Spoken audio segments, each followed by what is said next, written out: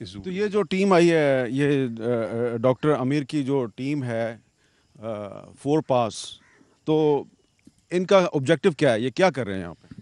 سر یہ سر ایک تو sir they are highly qualified vets, ہاں ویٹنری سرجن ہے یہ، ٹھیک ہے سر۔ اور سر ویٹنری سرجن بھی سر جو ہمارے پاکستان میں بہت سارے انسٹیٹیوٹس ہیں، بہت بہت بہت قابل اور ویل ٹرینڈ ویٹس ہوتے ہیں، مگر سر وہ ہوتے ہیں یا تو اینیمل ویٹس جو ہوتے ہیں نا سر، ہمارے مال مویشی کے لیے ہوتے ہیں، زیادہ میجورٹی تو اس کے لیے ہوتے ہیں۔ پھر ہوتے ہیں سر وہ ڈومیسٹک کتے اور بلیوں کے لیے۔ ہمارے پاس کیونکہ وائلڈ لائف ہے نہیں اس ملک میں اس کام کی کوئی، تو they are wildlife vets, ان کا کام ہی وائلڈ لائف سے ڈیل کرنا۔ اور بلکہ ہماری جو ریچنی کا آپریشن ہوا تھا وہ تو سر ورلڈ کی جو ٹاپ جگہ یونیورسٹی جو ہے نا برلن سے، ڈاکٹر فرینک گورٹس وہ آئے تھے، انہوں نے۔ اسلام آباد کے اس بند چڑیا گھر میں ایک ریچھنی بھی رہتی ہے جو کچھ عرصہ پہلے تک بہت بیمار اور زخمی تھی، کیونکہ اس کے ساتھ بھی کوئی اچھا سلوک نہیں ہوا تھا، لیکن پھر اس کا علاج ہوا اور اب یہ آہستہ آہستہ صحت مند ہو رہی ہے۔ اس کے بارے میں بتائیں گے، اس کی عمر کتنی ہے؟ سر یہ اس کی تقریباً 18 سال عمر ہے، اور یہ بھی سر ڈانسنگ بیئرز ہوتے ہیں جو ہمارے لوگ جو ہیں نا، جو ان کو جنگل سے پکڑ کے لاتے ہیں، اور ان کے سب سے پہلا کام ہوتا ہے بچے کا دانت نکال دیے جاتے ہیں، کیونکہ اتنا پاورفل جانور ہوتا ہے یہ۔ اور پھر اس کو لوگوں کے سامنے اس کی ناک میں سنگل ڈلی جاتی ہے اور اس کو نچایا جاتا ہے لوگوں کے سامنے۔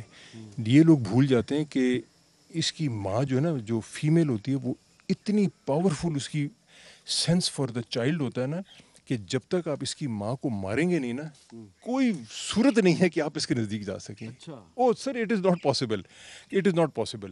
تو جتنے بھی آپ ریچھ دیکھتے ہیں نا سر مارکیٹ میں جو لوگ چلا رہے ہوتے ہیں، ان ساروں کی جب تک اس کی ماں کو گولی سے مارا نہ گیا ہو نا، وہ بچہ کبھی نہیں چھوڑتی۔ اور اتنا پاورفل جانور ہے یہ کہ کوئی آپ اس کے نزدیک نہیں جا سکتے۔ تو یہ ان ساروں کے پیچھے ایک نہایت خوفناک سٹوری ہوتی ہے جس کی وجہ سے آپ اس کو دیکھ رہے ہیں۔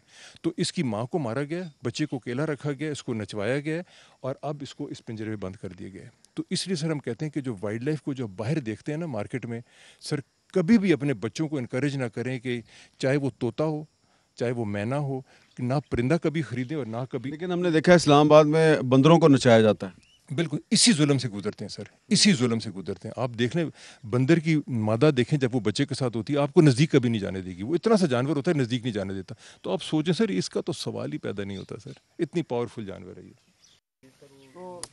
ڈاکٹر صاحب، اس کو بھی ایوب پارک بھجوائیں گے؟ آپ کہاں بھجوائیں گے؟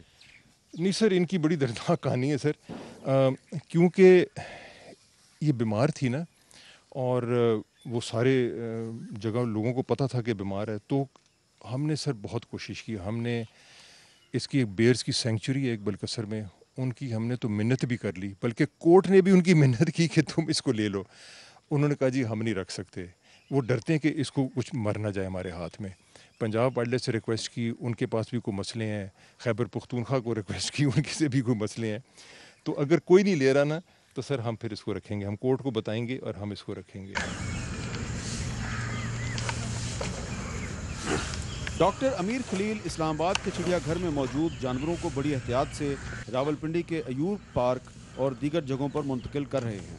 وہ ان جانوروں کو پہلے بے ہوش کرتے ہیں، ان کا طبی معائنہ کرتے ہیں اور پھر انہیں چھوٹے پنجروں میں بند کر کے ایوب پارک بھیج دیتے ہیں۔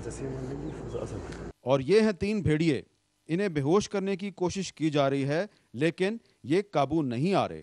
تھوڑی دیر میں جب یہ بے ہوش ہو جائیں گے تو انہیں پلاسٹک کے پنجروں میں بند کر کے ایوب پارک لے جایا جائے گا۔